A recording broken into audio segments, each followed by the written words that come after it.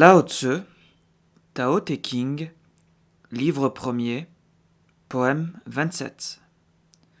Celui qui sait marcher dans le Tao ne laisse pas de traces. Celui qui sait parler ne commet point de faute. Celui qui sait compter ne se sert point d'instrument de calcul. Celui qui sait fermer quelque chose ne se sert point de verrou, et il est impossible de l'ouvrir.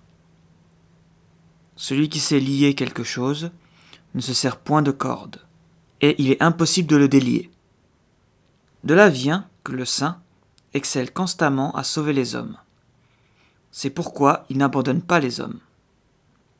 Il excelle constamment à sauver les êtres. C'est pourquoi il n'abandonne pas les êtres.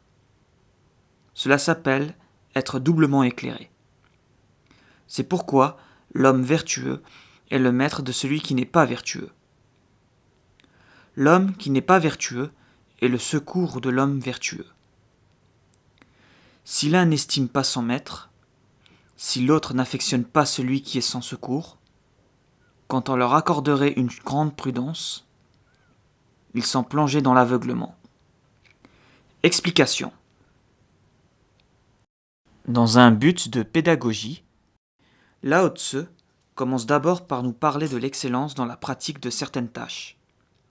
Ainsi, une personne peut exceller dans l'art de la parole et donc n'a pas besoin qu'on la corrige.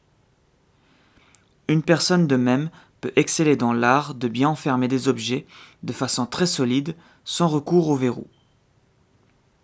Lao Tzu use de ce procédé d'analogie pour nous dévoiler quelle est l'excellence du sage. Le sage excelle parce que c'est une de ses grandes vertus, à sauver les humains par son enseignement. Conscient de sa responsabilité, il n'abandonne jamais les hommes.